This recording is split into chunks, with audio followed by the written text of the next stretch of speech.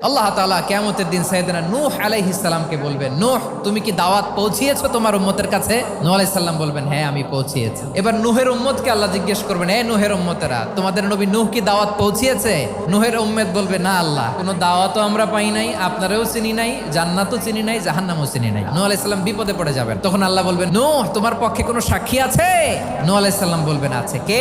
উম্মতে মুহাম্মাদি। তখন আমরা বলবো, আল্লাহ, আল্লাহর নবী নূহ আলাইহিস সালাম তিনি আপনি যা যা বলেছেন ঠিক তা তার উম্মতের কাছে পৌঁছে দিয়েছে। এবার নূহের উম্মতের সাথে আমাদের ঝগড়া লাগবে। তারা বলবে, তোমরা আসছো আমাদের হাজার হাজার বছর পরে, তোমরা কি করে জানলা? তোমাদের সাক্ষী ধর্তব্য হবে না? আমরা তখন বলবো, আমাদের কোরআনে তোমাদের নবীর নামে আল্লাহ তাআলা একটা সূরা নাজিল করেছেন, সূরাতে নূহ। দিন রাত এক করে তোমাদের কাছে তিনি দাওয়াত পৌঁছেছেন, সব আমরা জানি। আমরা যখন বলবো এই কথা, নূহের উম্মত চুপসে যাবে। তখন আমরা সত্য বলেছি কিনা এটা আল্লাহ তাআলা জানতে চাইবে বিশ্বনবীর কাছে। তখন বিশ্বনবী আমাদের পক্ষে সাক্ষী দিবেন। আওয়াজ করে বলেন আল্লাহু আকবার।